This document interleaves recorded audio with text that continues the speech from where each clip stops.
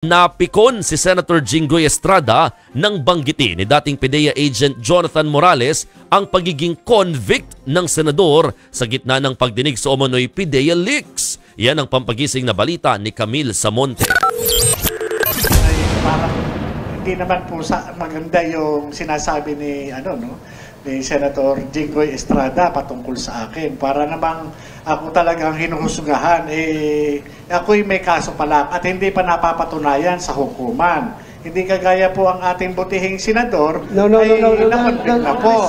Ay, wag naman po. Alam mo, Mr. Morales, alam mo, Mr. Morales, Senator Jinggoy, please. Huwag mong pakikalaman yung kaso ko. Problema ko yun. Yung kaso mo ang ayusin mo. Tumaas ang tensyon sa pagpapatuloy ng pagdinig ng Senate Committee on Public Order and Dangerous Drugs kaugnay ng umano'y PDEA leaks na nag-uugnay kay Pangulong Bongbong Marcos at iba pang personalidad ang drug surveillance noong 2012. Dinuro ni Senator Jinggoy Estrada si dating PDEA agent Jonathan Morales nang ungkatin ni Morales ang dating kasong plunder ng senador. Kinwestiyon kasi ng senador ang kredibilidad ng dating PDEA agent na nasangkot na noon sa pagtatanim ng ebidensya. Dahil dito natanggal sa serbisyo si Morales at pinatawan pa ng lifetime ban ng Civil Service Commission mula sa paglilingkod sa gobyerno.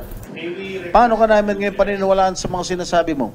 Hindi nakapagtataka, gawa-gawa mo din ang mga alleged leak documents. Ano po masasabi ni Mr. Morales? Your Honor, hindi ko po makita yung relevance ng sinasabi niyong desisyon ng Civil Service Commission. Ang pinag-uusapan po natin dito, Your Honor, yung investigasyon po na ginawa ko noong 2012. Bakit ka lumilihis sa mga katanungan ko? Huwag kang lumihis! Buwelta ni Morales, hindi siya dapat ituring na suspect, kundi isang resource person. Hindi po ako lumilihis. Tinanong kita last hearing, where are these documents? Sinasabi mo wala. Tinanong pa kita kung sino yung confidential mo. Sinasabi mong hindi mo kilala. Anong klase kang resource person? Wala kang mga ebidensya. Oh, Your Honor. Ikaw ba paniniwalaan ka namin dito?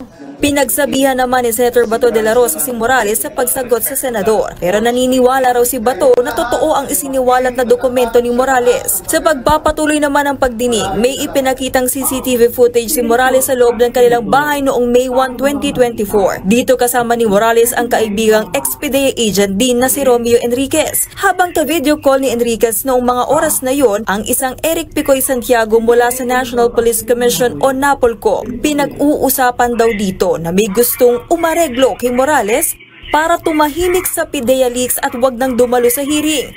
Humarap sa pagdinig ang dalawang sangkot sa CCTV pero sabi ni Santiago, gawa-gawa lang ang mga sinabi niya sa video. Ang totoo raw kasi, may ibang pakay si Santiago sa pagdalo sa Senate hearing. May hawak po akong dokumento na gusto ko lang ipakita talaga. Ito po yung rason kung ba't pinasakay ko sila sa usapan. Para makapunta lang po ako rito at may presenta mga dokumento sana na magbibigay linaw sa mga sinasabi ni Agent Morales. Inamin ni Santiago na nabanggit niya si First Lady Liza Araneta Marcos sa kanilang pag-uusap. Pero imbento lang din daw ang lahat. Kaya nga, bakit po nasabi yung ulam na yun? Para pasakayin nga po sila, sir. Kung gusto niyo pong malaman ng totoo. Pasakayin? So po, para pasakayin lang po si Romy at si Agent Morales, sir. So ibig sabihin, sino nag-utos sa'yo na pasakayin mo si